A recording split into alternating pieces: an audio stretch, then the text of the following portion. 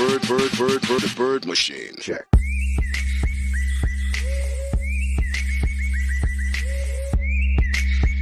আসসালামু আলাইকুম কবুতর প্রেমী ভাই বোনেরা, আশা করি সবাই বেশ ভালো আছেন। অবশ্যই অনুরোধ করব আপনাদের পোষা সমস্ত প্রাণীকে অনেক বেশি ভালো রাখবেন, কারণ তারা কিন্তু আপনার উপর ডিপেন্ডেন্ট। তারা আপনি ছাড়া তাদের আর কোনো ভরসা নেই, সুতরাং তাদের জন্য একেবারে মন খুলে তাদের যত্ন নেওয়ার চেষ্টা করবেন। তো আজকে মূলত যে বিষয়টা নিয়ে আপনাদের সামনে ভিডিও নিয়ে আসছি সেটি হচ্ছে কবুতরের ডিম কিভাবে আপনি সিজার করবেন। অর্থাৎ যদিও কখনো আমি সমস্যাটাতে পড়িনি, কবুতরের ডিম দেখা যায় অনেক সময় শুধুমাত্র ঠোঁটটা বের করে রয়েছে, এভাবে একদিন পার হয়ে যায়, সে আসলে তার পুরো ডিমটা সে ভেঙে বেরোতে পারে না। যদি ভালো কবুতর হয়, যাদের ভালো বলতে সুস্থ সবল কবুতর হয়, তাহলে তাদের ডিমটা এমন সুন্দর চারপাশ থেকে ফাটে যাতে করে বাচ্চাটা অনায়াসে বের হয়ে আসতে পারে। কিন্তু অনেক সময় হয় কবুতর দুর্বল হলে, অর্থাৎ দেখা যায় সে দেখতে শুনতে বেশ সবল, আসলে ভিতরে ভিতরে সে অনেকটা দুর্বলতার মধ্যে আছে।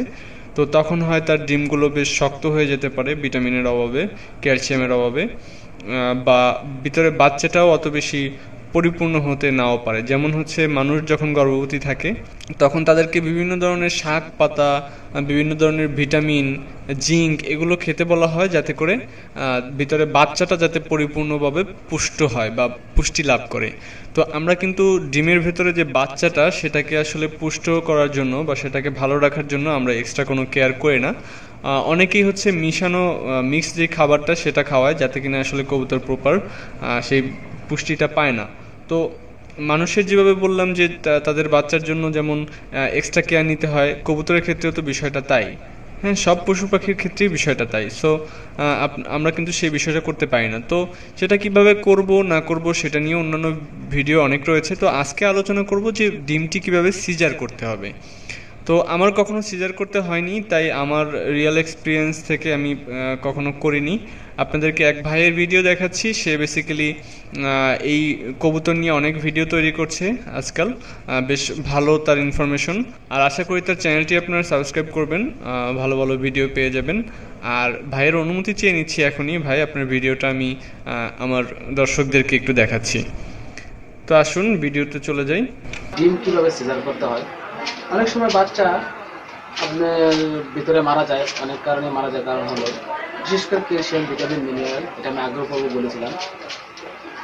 আজকে আমি আপনাদেরকে দেখাবো যে এই ডিমটা কিভাবে সিজার করতে হয়। ডিমটা সিজার যদি করেন তাহলে আপনার বাচ্চাটা মরার সম্ভাবনা কম থাকে। তবে ডিমটা ফুটলেই সিজার করতে হবে না। দেখবেন যদি আপনার 12 ঘন্টার ভিতরে যদি ডিমটা বাহির না হয় বাচ্চাটা ডিম থেকে, তখন আপনাকে ডিমটা সিজার করতে হবে। তার আগে আপনাকে বলে দিই, এই মুহূর্তে যারা এই ভিডিওটি দেখছেন বা শুনছেন তারা অবশ্যই অবশ্যই সাবস্ক্রাইব করবেন, এবং যারা নতুন কবুতর পালে বা যারা পালতেছে অনেকেই পারে না, তাদেরকে অবশ্যই দেখাবেন।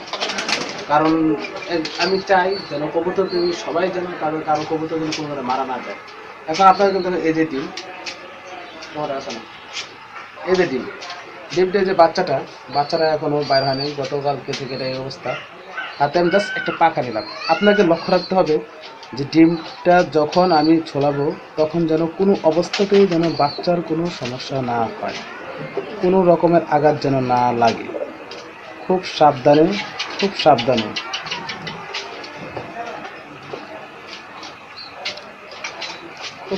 করতে হবে, যেন কোনো রকমের আঘাত কিছু না পায়।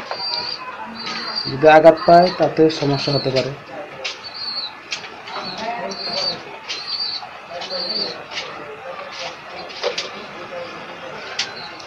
হালকা রক্ত দেখতেছেন, আসলে এটা রক্তটা না, এর উপরে একটা পর্দার আবরণ থাকে, যার কারণে এই আবরণটার কারণে এই সমস্যা রক্তগুলো দেখা যায়।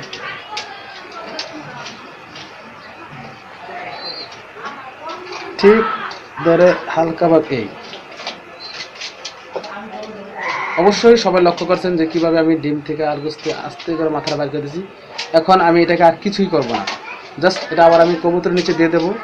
এখন যদি আমি টানটা বাইর করি, এটার নিচে যে অংশটা আছে সেই অংশটা অবশ্যই এটার জন্য ক্ষতিকর, মারা যাবে। জি, আপনারা দেখে নিলেন কিভাবে সিজার করতে হবে। অর্থাৎ সে যেটা দেখালো সুন্দর করে, আপনি যাতে কোথাও কোনো আঘাত না লাগে কবুতরের ডিমটি ওভাবে আস্তে আস্তে করে পরিষ্কার করে দেবেন এবং শেষে ঠোঁটটাকে ধরে আস্তে করে ঠোঁটটা বের করে দেবেন যাতে করে তার ঘাড়টা সোজা হয়। অবশ্যই খেয়াল রাখবেন ঘাড়টা যেন খুব জোরে টান না লাগে, সেক্ষেত্রে তার মেরুদণ্ডে ক্ষতি হতে পারে। আপনি তো বুঝতেই পারেন ডিমের মধ্যে একটা জিনিস কতটা নরম হতে পারে, একেবারেই কাদামাটির মতো নরম থাকে। সুতরাং খুব আস্তে ধরে তাকে আসলে আপনার ঘাড়টা বের করে দিতে হবে এবং ডিমটা খুব বেশি পরিষ্কার না করাই ভালো, কারণ ভিতরে হচ্ছে আমরা যেটাকে বলি নাবি বা নাড়ি বুড়ি যেটাকে বলা যায়, তো সেই জিনিসটা কিন্তু ভিতরে অনেক বেশি কাঁচা থাকে। তো ও যখন 1 ঘন্টা আধা ঘন্টার মতো নড়াচড়া করবে ওই ডিমের মধ্যে, যখন নিচের অংশটুকু সেটা আস্তে আস্তে করে ওর পেটের মধ্যে চলে যাবে, অর্থাৎ তার পেটের ওইটার উপরে একটা পাতলা আবরণ হবে।